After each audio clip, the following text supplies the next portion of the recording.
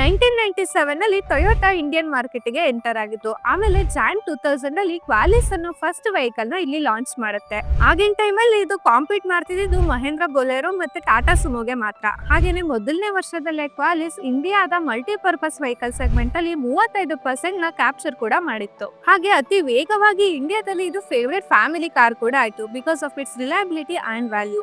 ಇನ್ನೊಂದು ಆಶ್ಚರ್ಯ ಅಂದ್ರೆ ಇದರ ಪ್ರೈಸಸ್ ಬರೀ 4.6 lakhs ಇಂದಾನೆ ಸ್ಟಾರ್ಟ್ ಆಗ್ತಿತ್ತು. ಸೊ ಬಜೆಟ್ ಫ್ರೆಂಡ್ಲಿ ಆಪ್ಷನ್ ಕೂಡ. ಸೇಲ್ಸ್ ತುಂಬಾ ಫಾಸ್ಟ್ ಆಗಿ ಆಗ್ತಿರುವಾಗ 2005 ಅಲ್ಲಿ ಒಂದು ಶಾಕಿಂಗ್ ವಿಷಯ ಹೊರಗೆ ಬಂತು.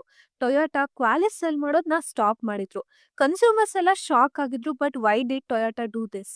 ಬಿಕಾಸ್ ಟೊಯೋಟಾ ಹತ್ರ ಫ್ಯೂಚರ್ ನ ರೈಟ್ ಪ್ಲಾನ್ ಆಲ್ರೆಡಿ ಇತ್ತು. ಟೂರಿಸ್ಟ್ ಟ್ಯಾಕ್ಸಿ ಆಪರೇಟರ್ಸ್ ಕ್ವಾಲಿಸ್ ನ ತುಂಬಾ ಇಷ್ಟಪಡ್ತಿದ್ರು. ಬಟ್ ಟೊಯೋಟಾ ಅವರಿಗೆ ಗಾಡಿನ ಟ್ಯಾಕ್ಸಿ ಬ್ರ್ಯಾಂಡ್ ಬದಲಾಗಿ ಒಂದು ಪ್ರೀಮಿಯಂ ಬ್ರ್ಯಾಂಡ್ ಆಗಿ ಪೋರ್ಟ್ರೇ ಮಾಡ್ಬೇಕು ಅಂತ ಪ್ಲಾನ್ ಇತ್ತು.